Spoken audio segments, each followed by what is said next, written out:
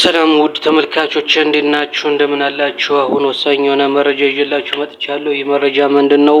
የብልጽግናው ኃይል እንግዲህ በመክዳት የሚታወቀው የብልጽግናው ቡድን አማራን በመክዳት ይታወቃል። በሴራ ተብትቦ የአማራን ሕዝብ ከሁለት በላይ ከሶስትም ከአራትም ከአምስትም ለመከፋፈል የመጨረሻ ያለው እንግዲህ በራያና በወልቃይት ሴራውን ጀምሯል። ይህ ምንድነው? ባለፈው ከ2014 በፊት አማራን ቀጥተኛ አዋጅ አውጥቶ አማራን እንደሚጨፈጭፍ የታወቀበት ምክንያት ምንድነው ስትሉ ስልታዊ ማፈግፈግ እያለ እስከ ደብረ ብርሃን ጫፍ ድረስ ማምጣቱ ነው። እስከ ደብረ ብርሃን ጫፍ ድረስ ማምጣቱ ይታወቃል። ይህ ምንድነው ሲባል አቅም አንሶት ነው ይባላል። አቅም አንሶት አይደለም። አቅም ያነሰው መቼ ነው? ከደብረ ብርሃን ከደረሱ በኋላ በተለያየ መንገድ ገብተው አንድ የአዲስ አበባ ከገቡ በኋላ የድሮን ጥቃት መሰንዘር ስለማልችል ይከብደኛል በማለት ደብረ ብርሃንን በአማራ ልዩ ኃይል ድጋፍ አጥሮ እንዲመለሱ ማድረጉ ነው እንጂ ስልታዊ ማፈግፈግ የአንደኛ ከመሀል ሰርክል አስገብቶ ለመጨፍጨፍ የትግራይን ሰራዊት ይህ ሴራ ነው ያመጣው። ሁለተኛ ግን በዛው አማራንም በአንድ ድንጋይ ሁለት ወፍ ነው። የአማራን ኢኮኖሚ ማሽመርመር ነው። የአማራን ሕዝብ እንዲመቱ እንዲዘርፉ አድርጎ እልህ አስጨራሽ የሆነ እንዳይታረቁ የሚያደርግ ሴራ መጸንሰሱ ነው። ስለዚህ ይህንን አሁንም ሊደግመው ነው። በቆቦ ከተማ እንግዲህ ራሱ ጥሎት የወጣውን በዚህ መልክ ራሱ ጥሎት የወጣውን ፋኖ የታለ ይላል። እንግዲህ የመከላከያ ሰራዊት ከፍተኛ ባለስልጣናት ጀምሮ በብልጽግና ተከፋይ አክቲቪስቶች ምንድነው ሲሉ የነበረ ፋኖ አቅም የለውም ወሬ ነው ጥሻ ለጥሻ ነው ሲሉ ነበር አይደል? አሁን ፋኖ የታለ ነው። ፋኖ ደግሞ የኔ ቀዳሚ ጠላቴ ብልጽግና ነው። አብይ አህመድ ነው። የኦሮሞ ኦዴድና ኦዴድ ብቻ ነው ብሏል። የአማራውን ብልጽግና ጨምሮ ማለት ነው።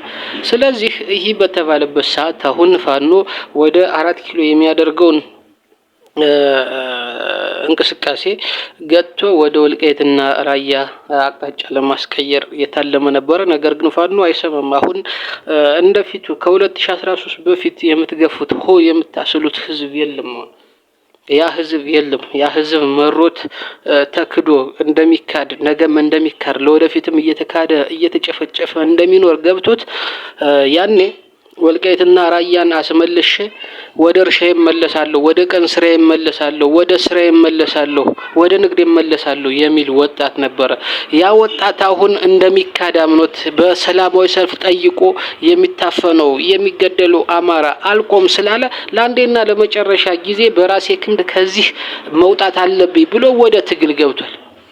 ስለዚህ ከስንት ድካምና ከስንት ሰቆቃ በኋላ ወደ ትግል የገባን ወጣት በጭብጨባና በአቅጣጫ በማስቀየር ልትመልሰው አትችልም። ምክንያቱም የአማራ ፖለቲካ አሁን የአማራ ችግር ከዚህ ከወልቃይትና ከራያ በላይ ነው።